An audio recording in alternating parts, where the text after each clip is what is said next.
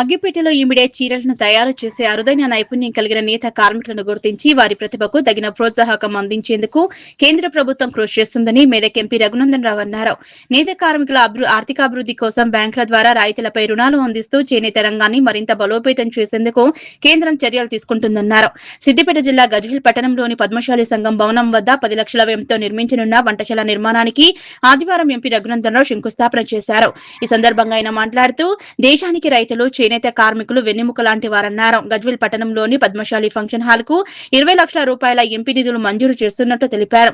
మొత్తం మీద Padmashali function hall పూర్తి స్థాయిలో అందుబాటులోకి రావడానికి తన వంతు కృషి చేస్తానని తెలిపారు. తరతరాలుగా వస్తున్న చేనేత కళను కాపాడడంతో పాటు నేతన్నల జీవన ప్రమాణాలు మెరుగుపరిచేందుకు ప్రధాని నరేంద్ర మోదీ ప్రభుత్వం అనేక సంక్షేమ కార్యక్రమాలు అమలు చేస్తుందన్నారు.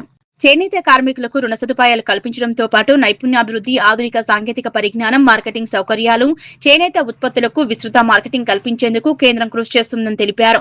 నేతన్నలు తయారు చేసే సాంప్రదాయ ఉత్పత్తులకు విదేశీయంగానే కాకుండా అంతర్జాతీయ మార్కెట్లోనూ గుర్తింపు తీసుకురావాల్సిన అవసరం ఉందన్నారు. అగ్గిపెట్టెలో ఈమిడే చీరలు వంటి అరుదైన కళాత్మక ఉత్పత్తులను తయారు చేసే నైపుణ్యం తెలంగాణ చేనేత కార్మికులకు ప్రత్యేక నిదర్శనమన్నారు.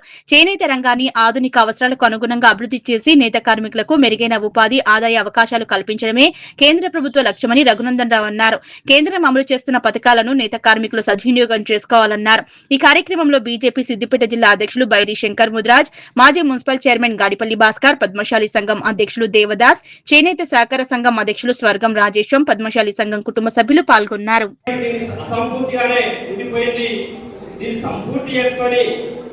మా గజ్వేల్లో దాదాపు 5,000 కుటుంబాలు పద్మశాలి కుటుంబాలు ఉన్నాయి. ఒక 8,000 మంది మరి ఉంటారు కుటుంబ సభ్యులు. వాళ్ళందరికీ మేమేంటంటే పద్మశాలీలుగా చాలా వరకు పేదగా ఉండి మా నేతన్న మా కార్మిక అందరితో సహా మరి వాళ్ళు మమ్మల్ని చదివించి వివిధ రంగాల్లో పోవడానికి మరి వాళ్ళు బయటపడతా ఉన్నారు. ఎందుకంటే నేతలకు గిట్టుబాటు లేదు కాబట్టి, నేతలకు సరైనటువంటి సౌకర్యాలు లేవు కాబట్టి ఇవాళ మేము ఎక్కడ పనులు చేసుకుంటూ, కూలి పనులు చేసుకుంటూ, ఇతరత్ర పనులు చేసుకుంటూ ఇవాళ ఉన్నటువంటి అసంఘటిత కార్మికులుగా మేము మిగిలిపోతా ఉన్నాం. కాబట్టి మా అసంఘటిత కార్మికుల నుంచి మమ్మల్ని విముక్తి చేయాలని చెప్పేసి కూడా కేంద్ర ప్రభుత్వానికి అన్నగారు విజ్ఞప్తి చేస్తారని తెలియజేస్తూ, ఎందుకంటే అన్నగారు తెలంగాణ ఉద్యమం లోపల మేమంతా ఎన్జిఓస్ కానీ ఒక ఎన్జిఓ నాయకుడిగా ఉమ్మడి మెదక్ జిల్లాలో పనిచేస్తున్నప్పుడు అన్నగారిని ఎప్పుడు రగన్న అని చెప్పేసి పిలుస్తూ మరి మా నాయకుడిగా చూసినటువంటి సందర్భం నాకు ఉంది. కాబట్టి మరి ఇవాళ మెదక్ పార్లమెంట్ సభ్యులంటే అతిపెద్ద పార్లమెంట్ ఏరియా అయినటువంటి దీనికి నాయకత్వం వహిస్తున్నారు. కాబట్టి వారికి భారతదేశం లోపల తెలియని విషయాలు నేను చెప్పేసి కూడా నేను తెలియజేస్తా ఉన్నాను. ఎందుకంటే వారు అన్ని రంగాల్లో న్యాయ నిపుణతలో కూడా వాళ్ళు ఎంతో మందికి అన్ని రకాలుగా సహాయం చేసినటువంటి వారు మరి మా యొక్క చేనేత కార్మికులు కానీ పద్మశాలిల యొక్క కష్టాన్ని తెలుసుకుంటారని చెప్పేసి తెలియజేస్తూ ఈ భవనాన్ని, అసంపూర్తిగా ఉన్న భవనాన్ని పూర్తి చేయడం కోసం ఇప్పుడు ఇచ్చినటువంటి కిచెన్ షెడ్ కి మరి 10 లక్షల రూపాయలు వారు ఇచ్చారు. అదే రకంగా ఇంకా డైనింగ్ హాల్ కావాల్సింది, పైన అసంపూర్తిగా షెడ్ ఉంది. ఇవన్నిటికీ కూడా దయచేసి వారి ఆధ్వర్యం లోపల కంప్లీట్ చేస్తారని చెప్పేసి వేడుకుంటూనే, అదే రకంగా చేనేత సహకార సంఘానికి మొన్ననే ఎలక్షన్స్ కావడం, దానికి యునానిమస్ అధ్యక్షుడు కావడం చాలా సంతోషాన్ని ఇచ్చింది. ఈ రంగంలో విజ్ఞప్తి, మా చేనేత మార్కెట్ లేదు, మా చేనేత అమ్మడం పోతలేదు, మా చేనేత మార్కెట్ కల్పించమని అడిగే మీరు కూడా చాలా తీసుకొస్తే ఏం న్యాయం ఉంటుందో ఒకసారి ఆలోచించారు. దాని బదులు మీరు తప్పనిసరి తువాలు కప్పే సంప్రదాయాన్ని నెలకొల్పితే ఆ తువాల కనీసం ఇంటి దాకా ఉంటుంది, ఉపయోగంగా ఉంటుంది.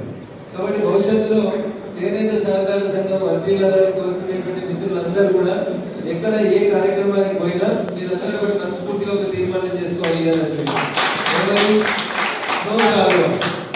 నో షాలువా ఏం తీసుకోవాలి, మరి మీరు ఏం చేస్తారు, మీరు ఏం చేస్తారు గదే తీసుకోవాలి.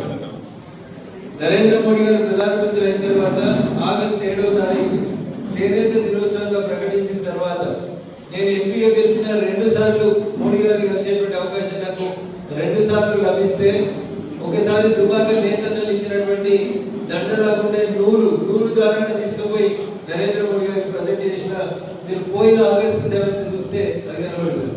నిన్నటి ఆగస్టు 7th రోజు మా పార్టీ అధ్యక్షులు గౌరవనీయులు నితిన్ నవీన్ గారికి కూడా చేనేత శాఖలతో